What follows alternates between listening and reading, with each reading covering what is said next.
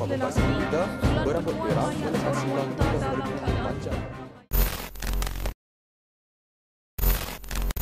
Pahit untuk ditelan, tetapi wanita tidak selamat berseorangan. Maka dengan itu, perlu ada teman atau term yang digunakan Gen Z +1 apabila berseorangan di luar. Betul atau tidak? Fakta atau auta? Mari kita rungkai pernyataan ini bersama-sama. Bersama Marissa hari ini, seorang tetamu istimewa, Puan Zati Hanani Zainul Abidin, Senior Advocacy Officers daripada Women AIDS Organizations, WAO, di mana ianya ialah sebuah badan bukan kerajaan yang khusus membantu wanita dan kanak-kanak yang menghadapi keganasan atau situasi di mana mereka tidak selamat. WAO juga mengurus dan menjaga kebajikan serta menyediakan perlindungan kepada wanita. Kami di MKR merasakan sesuai untuk pihak WAO memberikan pendapat bernas tentang isu ini. Jadi, mari kita bersama-sama kupas. Adakah gadis muda selamat di Malaysia dan apa yang boleh dilakukan agar mereka tak perlu lagi bergantung pada +1 untuk rasa selamat? Sebelum itu, dipersilakan Zati untuk memberi pembuka kata tentang tajuk yang akan dibincangkan hari ini. Assalamualaikum dan selamat tengah hari. Kami di WAO melihat situasi yang semakin runcing kita lihat pada hari ini adalah tentang keselamatan wanita di ruang awam maupun di ruang peribadilah. Jadi kita lihat terdapatnya peningkatan kes-kes gangguan seksual, femicide dan juga kes-kes keganasan berasaskan gender yang lain. Jadi kami di WAO menegaskan tentang perlunya ada campur tangan dari segi polisi dan juga perubahan dari segi budaya masyarakat lah. Baiklah, sangat mendalam sedikit sebanyak kata-kata dari Puan Zati. Jadi, tanpa melengahkan masa, saya ajukan soalan pertama untuk isu yang akan dibincangkan hari ini. Baik, soalan pertama saya berbunyi, adakah Malaysia ni selamat untuk wanita? Macam seperti saya sendiri, Marissa, di MKR, gadis muda khususnya. Okey, jadi bila kita bercakap tentang keselamatan wanita, kita boleh lihat dari segi beberapa faktor lah. So, antara pertamanya kita boleh lihat dari segi statistik jenayah. Jenayah yang berkaitan dengan keganasan berasaskan gender di Malaysia. Contoh kita boleh lihat, selalunya kita akan depend kepada statistik daripada PDRM, Polis Diraja Malaysia, ada peningkatan dari segi trend jenayah tersebut. Jadi kita dapat lihat pada tahun 2023 dilaporkan ada 1,752 kes yang dilaporkan.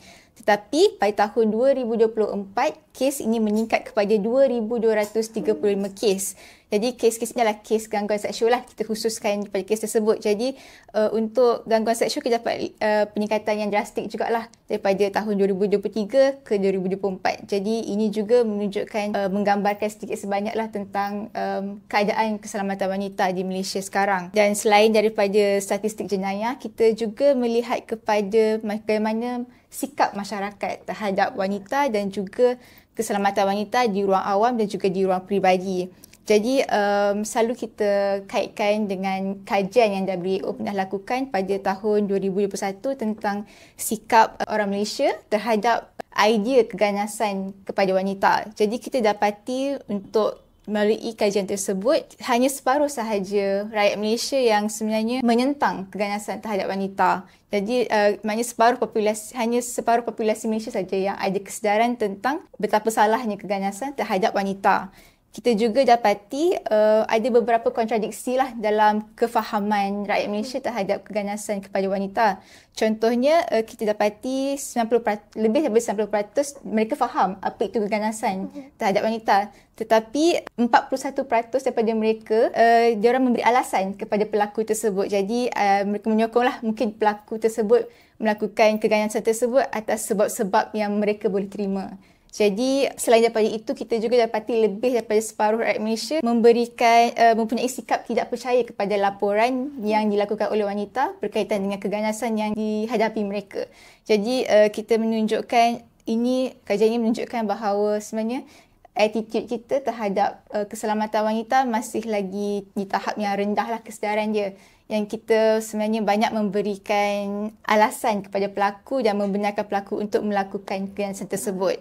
Jadi kenapa ini sangat merisaukan? Pertama, ini akan membuatkan lagi wanita di luar sana merasa takut untuk membuat laporan. Kerana mereka takut mereka tidak akan dipercayai dan juga mungkin orang akan lebih mempercayai pelaku. Itu juga satu bahayalah. Yang keduanya, ia melepaskan pelaku daripada dipertanggungjawabkan. Jadi mereka tak takutlah untuk lakukan sebab mereka tahu macam masyarakat akan berpihak kepada mereka. Jadi itu membuatkan mereka lebih berani untuk melakukan apa-apa jenis keganasan lah terhadap wanita. Baik. Okey, soalan kedua. Mungkin soalan ni terlalu abstrak. Tapi Marissa sini nak kongsi sedikit. Di bandar-bandar China dan Singapura contohnya, wanita boleh berjalan seorang diri di city centre mereka hingga 1 pagi pun. Jadi adakah Kuala Lumpur seperti itu? Okey, saya rasa agak ketara lah bahawa kita belum lagi berada di di tahap tersebut. Sebab kita juga ada survey sebelum ni, ada NGO dan juga badan kajian lain yang lakukan tentang keselamatan wanita. Dan mereka laporkan 1/3 daripada wanita yang melakukan survey tersebut telah pun mengalami gangguan seksual pada satu tahap tertentulah. Jadi menunjukkan bahawa ia bukanlah kes terpencil, ia masih jadi norma, masih lagi kebiasaan dalam masyarakat kita. Faham. Jadi saya sendiri pun, saya tinggal 4 km je daripada city centre. Dan personally, I rasa bila I balik kerja ke pukul 9 macam tu pun I dah rasa tak selamat dah. Jadi persoalan di saya, adakah ini satu persepsi Marissa sendiri ataupun ini realiti? Saya percaya itu memang realiti semasa lah tentang bila tahap keselamatan wanita ataupun saya rasa bukan hanya wanita sajalah, secara amnya memang akan ada isu kerisauan lah terhadap keselamatan di luar sana. Baik. Okey, soalan ketiga. Sebagai gadis muda yang memang tinggal di bumi Kuala Lumpur ni, Marissa sendiri nak tahu pada pandangan Puan Zati ataupun Puan Zati ada statistik yang boleh diberikan. Di Kuala Lumpur ni, mana paling bahaya menurut Puan? Antara parking lot di jalan terbuka ataupun parking lot dalam mall, kawasan pasar malam ataupun city centre kita? Saya rasa dari segi kalau kita lihat kepada statistik, kita tak dapat nak pastikan mana satu kawasan paling bahaya. Kerana pertama, bila kita laporkan memang banyak keganasan yang berlaku di kawasan bandar. Tapi kita kena juga mengambil faktor yang bahawa kesedaran untuk melaporkan di bandar tu lebih tinggi berbanding kawasan luar bandar. Dan juga masyarakat urban mungkin lebih tahulah apa untuk yang mereka lakukan jika mereka mengalami sebarang bentuk keganasan. Jadi walaupun kita melalui statistik polis memang kebanyakannya tertumpu kepada kawasan yang padat lah. Kawasan-kawasan urban yang padat, lebih banyak statistik jenayah keganasan. Tapi kita juga perlu ambil kira lah, mungkin kawasan-kawasan lain tu bukan tidak terdapat sebarang jenayah, tetapi mungkin akses kepada aduan, akses kepada informasi untuk melakukan sebarang meminta sebarang pertolongan ataupun intervensi. Betul. Okey, jadi berdasarkan laporan dan kes yang diterima oleh WAO, sejauh mana tinggi risiko gangguan seksual atau serangan terhadap wanita di tempat awam sekarang ni? And adakah terdapat peningkatan dari kes ni dari tahun ke tahun? Okey. Jadi pada tahun 2024 sahaja WAO telah menerima lebih 5,000 pertanyaan lah tentang kes-kes keganasan berasaskan gender, termasuk keganasan rumah tangga jugalah. Keganasan rumah tangga, kes stalking, kes rogol dan juga gangguan seksual secara umum. Jadi kami juga telah mula menerima gangguan-gangguan atas talian sebab kita tahu sekarang wanita kita bukan hanya menggunakan ruang awam, tapi kita juga berada di ruang atas talian. Jadi kedua-dua ruang ini ada cabaran dan ada risiko keselamatan yang tertentulah. Jadi memang secara amnya memang terdapat peningkatan dari segi laporan dan juga terdapat banyak bentuk-bentuk barulah. So jadi gangguan seksual sekarang bukan hanya verbal, bukan hanya fizikal, tapi juga ada dari segi teknologi, dari segi ruang atas talian juga mula banyak aduan yang kami terima. Okey, daripada kes-kes yang Puan sebutkan tadi, boleh saya tahu tak kes di mana yang wanita ini diserang, dipukul ataupun assault dan berapa peratus yang ada kenalan dengan pelaku? Okey, jadi banyak juga kes yang berbentuk fizikal dan memang secara global, memang kita statistik menunjukkan dalam 30% atau kebanyakan kes gangguan seksual atau keganasan berasaskan gender ni dilakukan oleh orang yang kita kenali lah. Jadi dalam sama ada rakan sekerja, ahli keluarga, rakan ataupun pasangan intim. Jadi bila kita sebut pasal keselamatan, selalu orang cakap stranger danger kan. Jadi keselamatan di luar, orang tak dikenali. Tapi kita juga harus sedarlah bahawa keganasan ini melibatkan dinamik kuasa yang tak seimbang. So, di mana saja sebarang hubungan yang mempunyai dinamik kuasa yang tak seimbang tu ada risiko untuk berlakunya sebarang bentuk abuse. Jadi, itu termasuklah di tempat kerja, di kampus dan juga dalam keluarga sendiri. Baik, faham. Jadi soalan yang kelima. Selain +1, apa cara lain untuk memastikan keselamatan bila seseorang tu berseorangan di luar? Okey, sebelum saya pergi kepada macam langkah yang boleh diambil secara peribadi, penting untuk kita fahami ada beberapa jenis langkah lah yang boleh diambil bila kita ingin menangani risiko keselamatan wanita. Jadi yang pertama yang macam cadangan orang sekarang adalah +1 itu kita panggil salah satu langkah yang protektif lah. Dia mungkin berkesan untuk melindungi seseorang pada waktu waktu bahaya tersebut. Jadi kita panggil short term lah. Satu langkah short term macam okey, kita takut nak keluar, jadi apa langkah yang kita perlu ambil. Tapi selain daripada itu, ada langkah yang lebih penting yang untuk kita consider adalah langkah yang transformatif lah. Jadi apabila langkah transformatif ini, bila kita lihat pada root cause. Apa sebab wanita rasa tidak selamat di luar? Jadi bila kita tengok balik, kita kena kaji semula apa yang sebenarnya yang menjadi ancaman kepada wanita, sama ada di ruang awam ataupun di ruang peribadi. Jadi sebagai contoh, bila di ruang awam kita boleh consider dari segi infrastruktur. Adakah infrastruktur tu cukup selamat, ada CCTV, ada pengawal, ada pencahayaan yang baik, adakah ia terdedah kepada laluan orang awam ataupun sunyi, dan juga antara yang keduanya adalah dari segi polisi dan juga budaya. Jadi adakah budaya kita ini membuatkan wanita rasa selamat? Jadi bila budaya sendiri membuatkan wanita lebih rasa terancam, kalau apa pun perlindungan yang kita nasihat kepada wanita, tapi orang di luar sana masih tak sedar untuk bahawa apa yang mereka lakukan itu adalah salah. Jadi bila mereka tak hormati wanita, mereka rasakan itu hanyalah gurauan, dan tanpa sedar sebenarnya benda-benda inilah yang membuatkan wanita rasa terancam. Jadi selain daripada budaya, dari segi undang-undang, jadi sama ada mungkin dah ada undang-undang, tapi bagaimana pula dengan pelaksanaan dia. Jadi sama ada bila wanita ke depan dan membuat aduan, adakah aduan itu akan diambil secara serius, adakah dia mampu mendapatkan perlindungan yang secukupnya daripada ancaman tersebut. Semua ini memainkan peranan lah bagaimana ia mempengaruhi sama ada wanita rasa selamat atau tidak selamat. Jadi kembali kepada nasihat untuk bagaimana wanita lebih rasa selamat, antara yang general lah kita cakap, mungkin sentiasa peka dengan surrounding dan juga terutama di tempat-tempat baru atau tempat-tempat yang kita tak familiar lah. Yang kita juga perlu rasa macam bila kita rasa tak selamat, kita remove diri kita daripada situasi tersebut. Dan ini termasuklah bila seseorang itu buatkan kita rasa tak selesa, kita juga kena sedar apa yang mereka lakukan ni adalah bukan benda yang betul lah dan boleh diambil tindakan undang-undang. Jadi macam di WHO kita cuba tingkatkan kesedaran apakah bentuk-bentuk intimidasi, apakah itu gangguan seksual, sebab kadang kita sendiri tak sedar sebenarnya orang itu bercakap satu benda lucah ataupun satu benda gurauan yang berbentuk seksual dan membuatkan kita rasa terancam dan tak selamat. Jadi bila kita mahu wanita di luar sana sedarlah bila itu berlaku,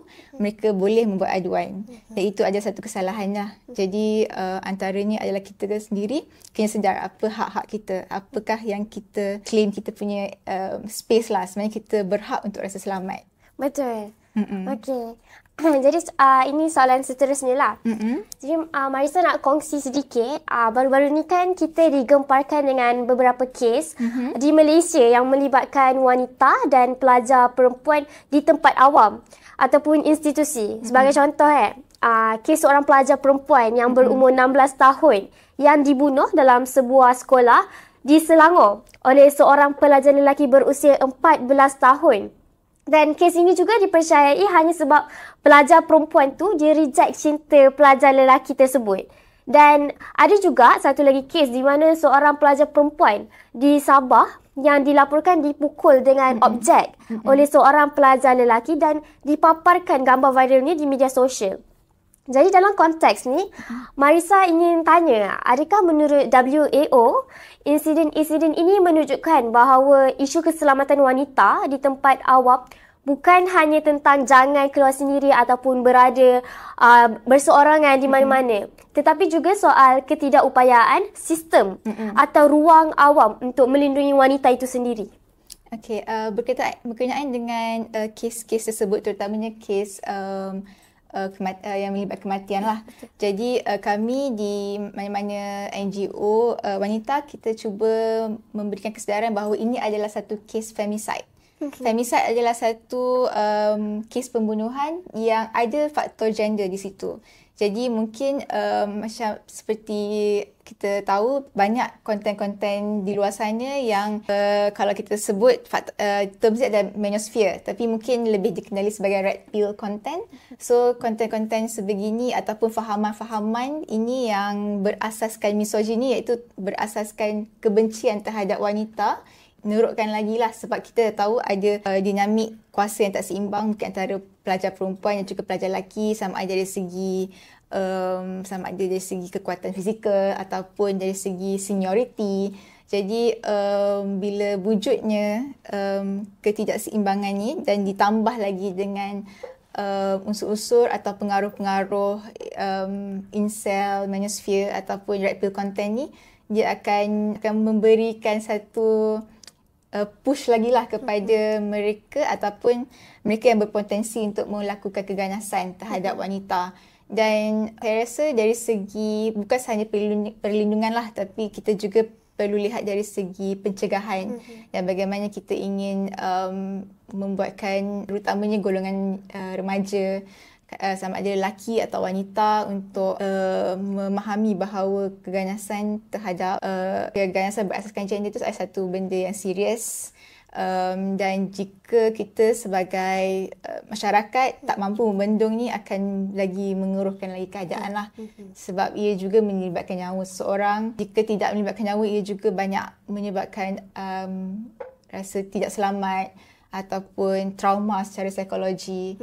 Jadi kita lihat, bila kita melihat kes-kes sebegini, kita harus aware lah sebenarnya ada unsur gender dan bukan hanya keganasan sebab video game dan sebagainya. Sebab ia satu macam mana kita sebagai masyarakat interaksi antara satu sama lain, dan bagaimana kita atau bagaimana seorang tu melihat wanita, sama adakah ia sebagai satu peer sama level ataupun dia merasakan dia tak patut untuk menghormati wanita ataupun melayannya sebagai yang ada hak manusia, yang punya hak ni lah.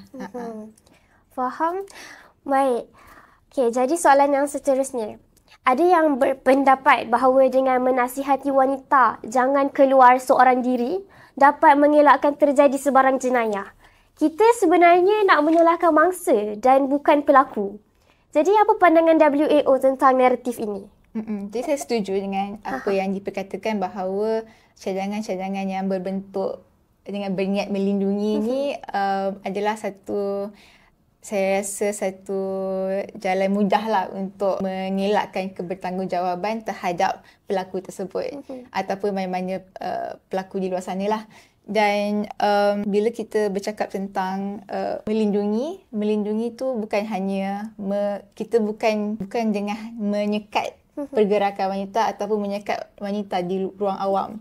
Macam saya cakap tadi, langkah-langkah yang protektif ni ada limitasinya. Kenapa? Ia akan lagi menghadkan pergerakan wanita dan juga potensi wanita. Contoh macam mana dia boleh efek potensi wanita, sebagai contoh bila di kampus contohnya. Mungkin wanita lebih takut untuk keluar ke library pada waktu malam atas sebab keselamatan. Dan kita pun sendiri menasihati wanita, tak payahlah keluar, bahaya. Tapi ini hanya bataskan mereka dan juga ini juga menunjukkan bahawa kita tidak akan meletakkan tanggungjawab itu kepada pelaku. Jadi pelaku pun rasa macam itu bukan salah mereka, salah wanita itu yang keluar pada waktu malam. Dan kita juga perlu lihat dari segi kebertanggungjawaban institusi. Jadi sama ada di sekolah, di kampus atau di tempat kerja, institusi itu perlulah ada satu bentuk accountability lah untuk memastikan warga mereka selamat. Dan ini termasuk dari segi infrastruktur, dari segi polisi. Sebagai contoh, macam tempat-tempat kerja perlu ada polisi anti gangguan seksual yang berkesan lah. Jadi mereka perlu ada satu prosedur. Macam jika seseorang contoh pekerja mereka mengalami gangguan seksual, apa yang perlu dilakukan, dan mereka haruslah mengambil tindakan terhadap aduan-aduan yang diterima. Sama seperti di mana-mana institusi pendidikan lah. Jadi bila administration perlulah mengambil stand. Jadi mereka perlu menegaskan bahawa mereka tidak akan berkompromi lah terhadap apa-apa kes berkaitan dengan keganasan. Jadi bila kita tahu institusi tersebut mengambil berat dan mengambil serius, jadi kita harapkan lebih ramai orang sedarlah bahawa kalau mereka melakukan tersebut, mereka tidak akan terlepas. Betul. Sebab bila mereka tahu bahawa isu ini tidak akan diambil serius, itu lagi enabling lah kepada pelaku-pelaku di luar sana. Betul, saya setuju dengan Puan. Okey, jadi media sosial sering memainkan peranan dalam kesedaran keselamatan wanita. Tetapi kadang-kadang juga menimbulkan panik. Sebagai contoh, masyarakat nak menyebarkan berita supaya berhati-hati kerana peningkatan kes yang melibatkan pembunuhan wanita, rogol, abuse dan sebagainya lah yang makin meningkat. Tetapi pada masa yang sama, juga menakut-nakutkan wanita di luar sana yang terpaksa menjalani kehidupan mereka seorang diri. Jadi berikutan statement saya tadi tu, saya, Marissa sendiri juga ingin tahu bagaimana kita boleh guna teknologi ni sebagai plus one ataupun perlindungan kepada kita. Contohnya dengan lambakan apps yang berpotensi tinggi seperti Life 360 yang sedang popular sekarang. Jadi apa pendapat Puan tentang itu? Okey, saya rasa seperti mana teknologi boleh menjadi ancaman, ia juga boleh jadi satu platform untuk bantuan lah.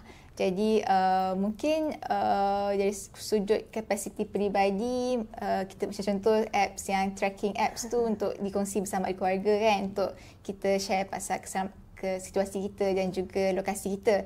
Tapi kalau di peringkat WHO sendiri, kami cuba memanfaatkan melalui hotline dan juga WhatsApp kami lah.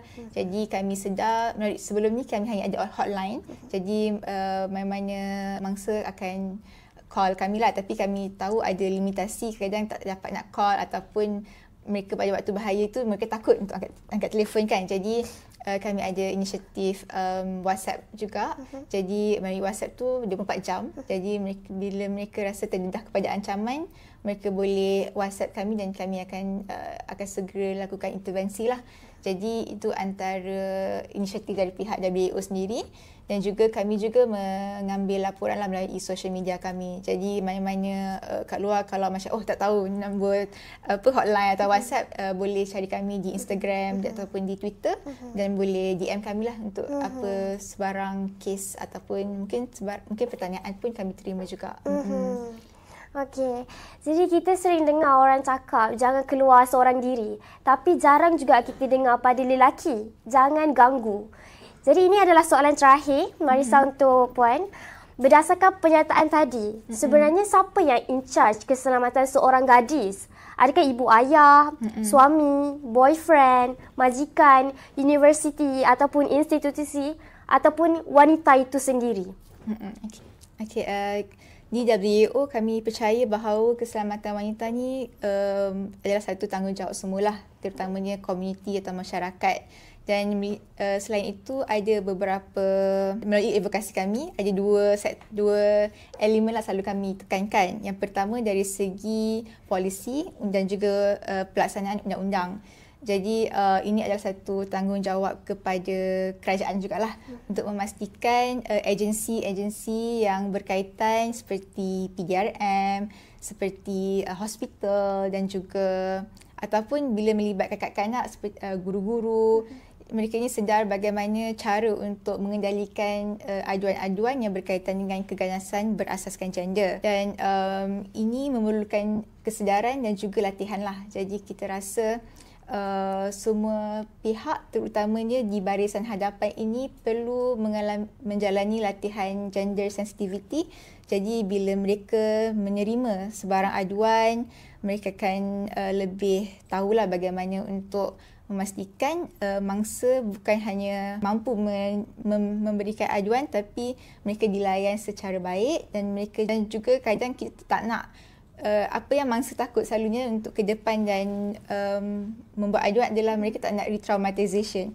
So kadang ada cara yang akan membuatkan mereka lebih trauma. Jadi melalui latihan gender sensitivity ni kita akan memastikan mangsa ataupun pemanggiri ni akan dilayan dengan lebih baik dan tidak akan menambahkan lagi trauma mereka lah, dan mereka lebih selesa untuk ke depan. Dan juga dari segi faktor perlindungan lah, untuk memastikan apa saja perlindungan yang boleh didapati melalui agensi ataupun melalui undang-undang yang sedia ada dilaksanakan dengan baik.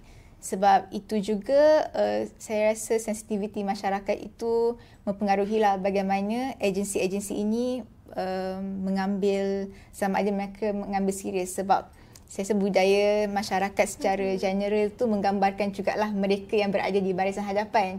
Jadi kita memastikan kalau di WO sendiri kita ada modul-modul latihan di peringkat grassroots, sama ada melalui komuniti, agensi dan juga di institusi pengajian, syarikat-syarikat swasta, supaya mereka mereka memainkan peranan mereka sebagai komuniti yang dapat memastikan wanita dan juga mereka golongan rentan lah secara selamat, dan juga bukan sahaja selamat tapi memastikan jikanya berlakunya sebarang keganasan, keadilan akan dapat ditegakkan lah. Dan ini berkaitan akses kepada keadilan itu sendiri antara benda yang complicated, sebab kadang-kadang undang-undang tu ada tapi akses tu macam orang-orang di luar sana tak tahu untuk dapatkan bantuan tersebut. Jadi di situlah kesedaran, dan juga kita mungkin sebagai orang di luar sana mungkin tidak berlaku pada diri mereka, tapi mereka juga perlu ambil tahu kalau macam orang-orang terdekat seperti rakan-rakan, ahli keluarga mereka mengalami situasi tersebut, mereka pun boleh memberikan nasihat lah untuk pergi ke mana mendapatkan bantuan. Dan juga itu dari segi mendapatkan bantuan melalui undang-undang, dan juga dari segi kesedaran komuniti. Dan sekali lagi saya tekankan juga tentang institusi itu sendirilah.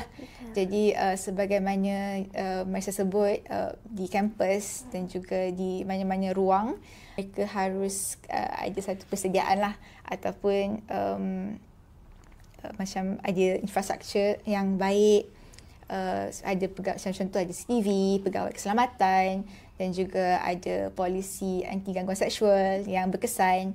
Dan juga warga-warga mereka sedar, macam contoh guru-guru, para pensyarah pun ada kesedaran tersebut. Sebab bila kesedaran tersebut hanya di peringkat tertentu, macam contoh mungkin peringkat penguatkuasa undang-undang tapi tidak berada di bawah, jadi ada satu halangan lah, sebab selalunya kita akan pergi ke tempat kita akan pergi kepada seseorang yang lebih rapat kan. Jadi sama ada apa saja peranan kita dalam masyarakat, kita semua perlu ada kesedaran dan juga pengetahuan untuk mendapatkan bantuan, dan juga saluran-saluran yang kita boleh pergilah.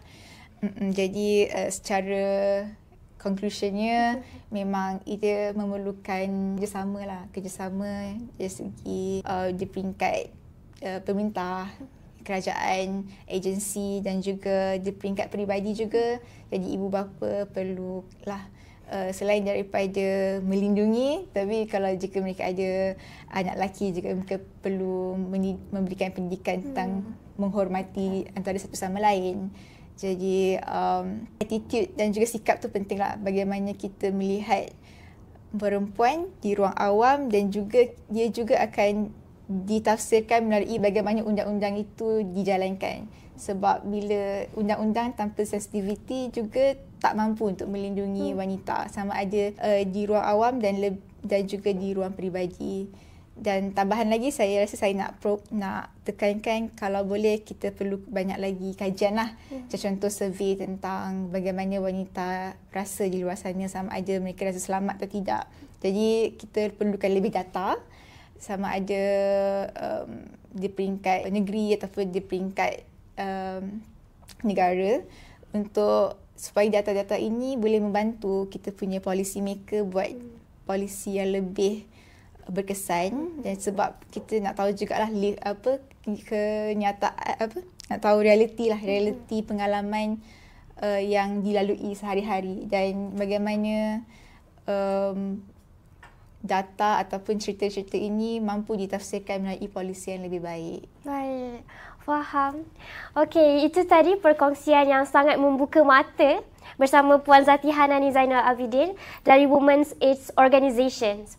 Isu keselamatan wanita bukan hanya tentang keluar seorang diri, tetapi tentang sistem, pendidikan dan sikap masyarakat yang perlu diubah. Seperti yang disebut oleh Puan Zati, setiap wanita berhak untuk rasa selamat, bebas bergerak dan dihormati, tanpa perlu sentiasa berjaga-jaga atau berteman ke mana-mana. Terima kasih lagi sekali lagi kepada Puan Zati atas masa dan pandangan yang sangat bernas. Jadi untuk anda yang sedang mendengar, jika anda tahu seseorang yang anda kenali memerlukan bantuan, sokongan atau ingin tahu lebih lanjut tentang usaha Women's AIDS Organizations, anda boleh layari laman web mereka di www.wao.org.my atau hubungi talian krisis WAO di 03 3000 8858 ataupun melalui WhatsApp di 018-988-8058. Jangan segan untuk berkongsi maklumat ini. Mungkin ia dapat membantu seseorang di luar sana. Saya Marisa, jumpa lagi dalam episod seterusnya. Teruskan mendengar di My Campus Radio. Jom berubah bersama. Sekian, terima kasih.